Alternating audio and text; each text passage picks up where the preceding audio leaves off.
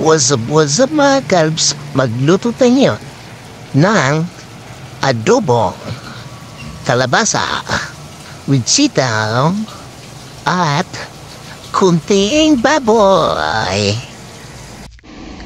3, 2, 1, let's go!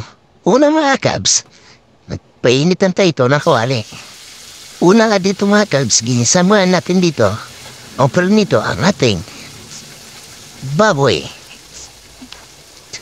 Minarinate ko lang ito mga kalbs sa salt and pepper. Prituin na natin ito mga kalbs until golden brown. Kasunod nito mga kalbs, sinabi ko na dito ang ating sibuyas at bawang. Sutay lang natin ito sa ating baboy. Kasunod naman mga kalbs, nilulit na dito ang ating sitaw.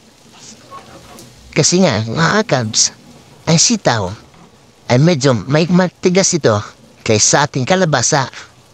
Kaya pagka sinabay natin dito ang ating kalabasa, tsak, madudurog naman nito ang ating kalabasa.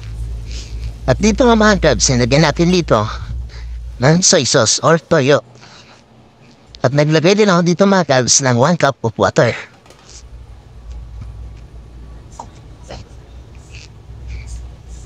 Pag half-cook na ito mga kalbs, nating sitaw. Ito naman natin dito ilalagay ang nating kalabasa. Saluin natin ito mga kalbs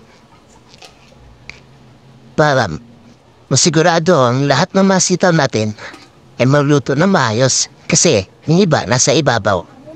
Kaya na natin mix ito at ito na mga kalbs. Ilagay na dito ang ating kalabasa. Mix na natin ito mga kalbs.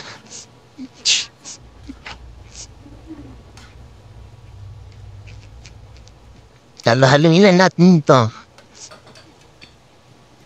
At make sure natin na ang ating kalabasa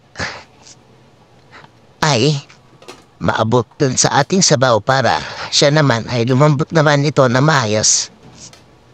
Dito na pala sa kalabasa mga kalbs, ang gusto natin dito ay yung masyado yung malambot na pag kinain ba parang sobrang soft niya na.